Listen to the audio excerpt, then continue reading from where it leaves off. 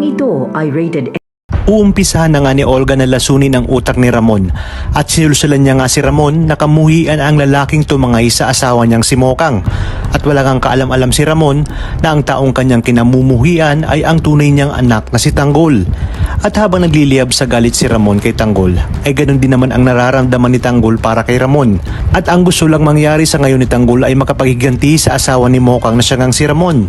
Sa kabilang banda, dahil hindi nga mapalagay si Ramon sa kung ano ba talaga ang nangyari kay Mokang, ay pupuntahan niya ang mga magulang ni Mokang at kakausapin niya ito. At itatanong niya sa mag-asawang Marsing at Nita kung meron ba dating nobyo ang anak nilang si Mokang. Sasabihin din ni Ramon sa mag-asawa na may nagtakas kay Mokang sa mansyon at duda niya umano ay lalaki ito ni Mokang. Dito na nga sinabi na mag-asawang Marsing at Nita na si Tanggol lang umano ang kaisa-isang lalaki na nagliligtas kay Mokang noon. Ngunit paano umanong mangyayari na may tumangay kay Mokang gayong nakakulong umano si Tanggol?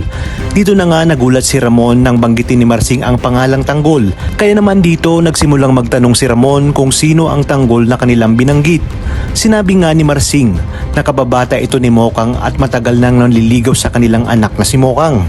Ngunit nakulong ito dahil sa illegal na droga at ang tatay mismo niya na si Rigor Dimagiba ang nagpakulong dito. Dito na nga napagtanto ni Ramon na marahil impostor ang Tanggol na nasa mansyon. Kaya naman dali-dali niyang inutos kay Severino na tawagan si General Ribas at paimbestigahan kung sino ang Tanggol na nakakulong sa koreksyonal na siya nga daw anak ni Rigor Dimagiba.